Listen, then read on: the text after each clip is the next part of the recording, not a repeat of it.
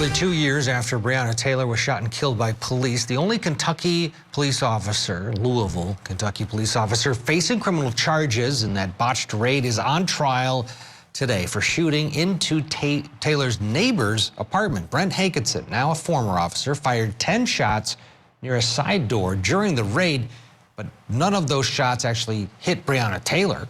Prosecutors say the bullets endangered her neighbors. Prosecutor Barbara Whaley just finished up her opening statement. Now it's time for the defense. Let's listen. Ladies and gentlemen, first of all, we finally have made it. We've been through this jury selection process. Now it's time to get to work. You all, 15, have been selected from a large group, and we've determined that you're the ones that are most suitable and qualified to sit on this jury and decide the issues at hand. As Judge Smith indicated to you, what I say in my opening statement and what Ms. Whaley just told you is not evidence.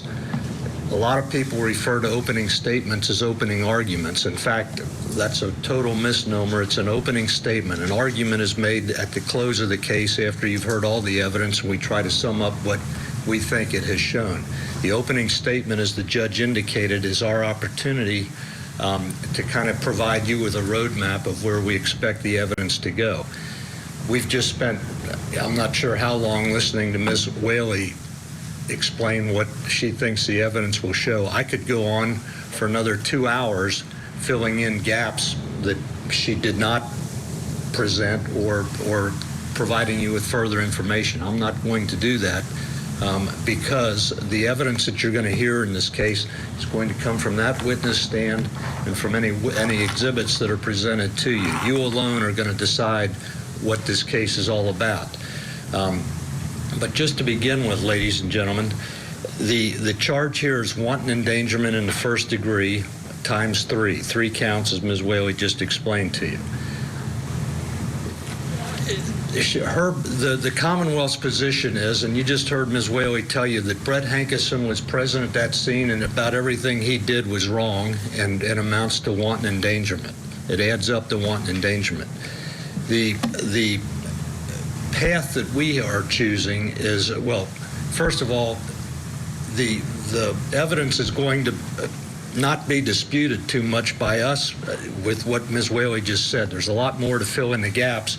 But basically, there's not going to be any dispute about the evidence. This is not a case of, hey, they've got the wrong guy sitting in here or somebody else did it. Brett Hankison is the one that's charged. He's the one that fired the shots that are the subject of this case. So that's not an issue. The issue is, what was the reasoning behind his firing those shots? Ms. Whaley indicates that his interaction with Mr. Sarpay up on the balcony that was up there, there was something wrong with that. She indicates that he couldn't have seen what was going on inside the door once it was breached. She doesn't know that. And you're going to hear, ladies and gentlemen, I assume from the witness, from the other, there were 7 total LMPD officers out there at Breonna Taylor's apartment to serve that search warrant.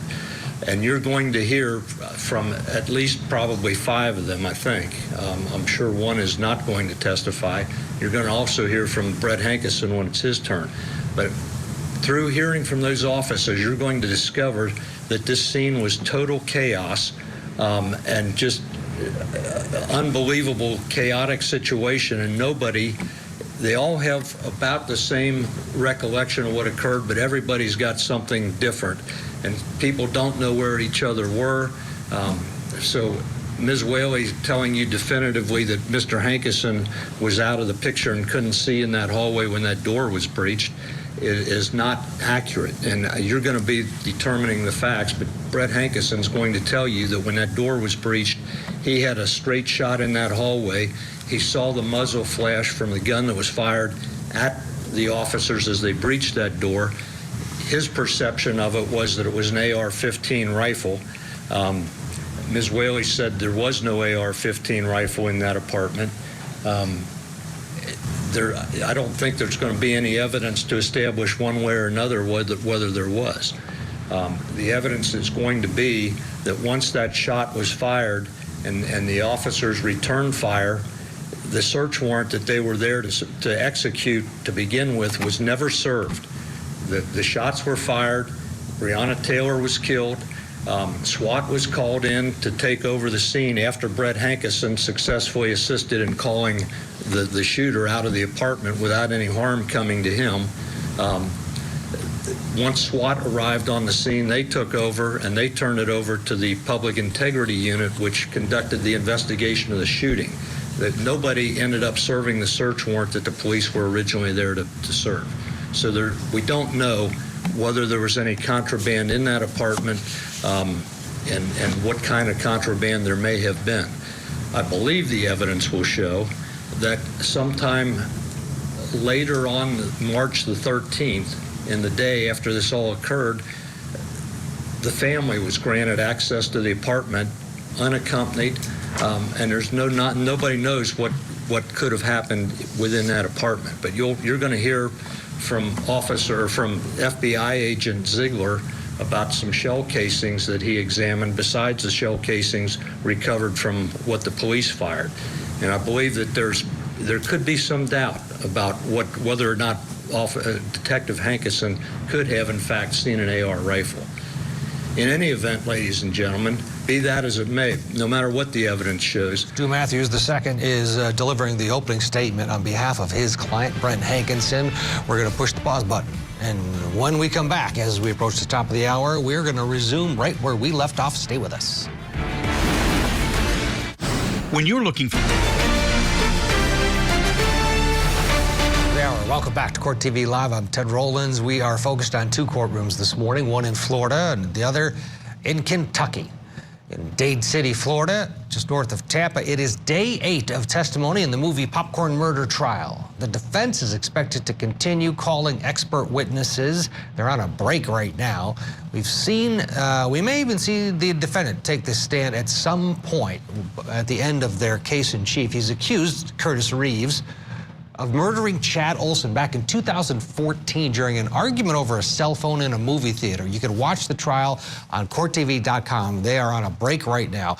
But in Louisville, Kentucky, that's the other one we're watching, the trial of former officer Brett Hankison is underway. Opening statements. Hankinson fired 10 shots during a raid that ended in the death of Breonna Taylor. Well, none of his bullets hit Taylor. Prosecutors claim he endangered the victim's neighbors. Hankinson's attorney, Stu Matthews II, has been delivering his opening statement. Let's go back where we left off. Detective Hankinson returned fire, and you have to understand, I think everybody that was out there is going to tell you that this entire incident, after the knocking and announcing had occurred and after the breach had occurred, the entire incident lasted from anywhere from 5 to 15 seconds. Nobody had a stopwatch and timed it exactly, but it was all instantly. Officer Mattingly was shot. He returned fire. Officer Cosgrove was next to him. He returned fire. And Brett Hankison slipped around the side, as you saw on the photograph that was up there, and he returned fire in the direction of where he had seen the original shot come from within the apartment. He was attempting to defend and save the lives of his brother officers who he thought were still caught in what they call the fatal funnel in that doorway. And what he saw was he was responding, number one, to the original shot, and he also will tell you that he saw muzzle flashes, which probably, as it turns out, were return fire from Cosgrove and Mattingly. But he was firing in the direction of that, as he was taught to do. You're taught to shoot until the threat is stopped. You're obligated under the operating procedures of the LMPD to defend yourself, your brother, sister officers, and citizens. And that's exactly what Brett Hankison was doing in this situation. And I think after you've heard all the evidence, rather than go down the path that Ms. Whaley wants you to go down and find him guilty of wanton endangerment 3 times over, you're going to go down the path that we suggest you go down and find that he was justified. His actions were reasonable and justified given the chaotic situation he was in. And we're going to hear from a number of officers, I believe, who are firearms instructors and range instructors who are going to say that there are certain rules that you have to follow when you're discharging a weapon, whether you're a police officer or just a citizen who's out shooting. There are certain basic rules. We aren't going to dispute any of that.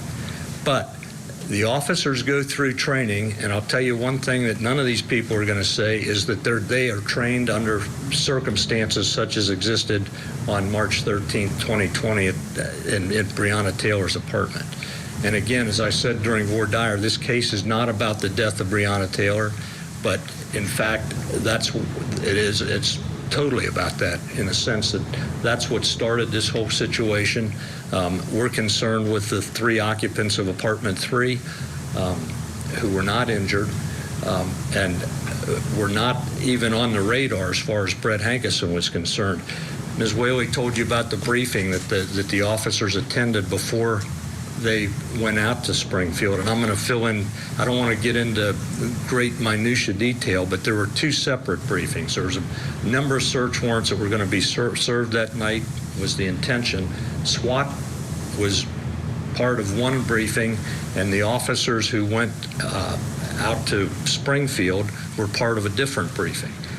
Nobody in the briefing that was held with reference to Springfield ever mentioned apartment 3 or the layout of the building. These officers went in there, had no idea what they were getting into, and part of the reason for that was that the other search warrants that were going to be served that night were for places that were well known to the police and well known to contain guns and drugs. Breonna Taylor was kind of a peripheral part of this whole deal, but she was tied into it, and they had a valid search warrant to go there, but it was determined, and it was issued, as Ms. Whaley said, as a no-knock warrant. That means they can just go up and ram that door and go inside.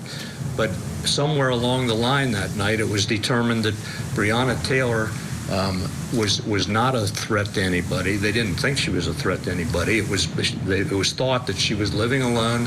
She didn't have kids. She didn't have animals. Nobody thought there would be any danger there. And so I think that somebody dropped the ball, and there wasn't as much preparation done in the search of her place, which is what led up to the shooting of John Mattingly and ultimately to Detective Hankinson firing his rounds through her apartment that went into apartment 3. All of that happened instantaneously all together. And I think, ladies and gentlemen, after you've heard all the evidence, you're going to determine that Brett Hankison was justified in what he did, and everything he did on that scene out there before, during, and after the shooting occurred was logical, was reasonable, was justified, and made total sense.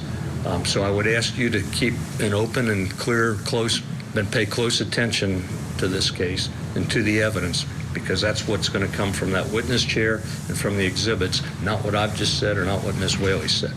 Thank you.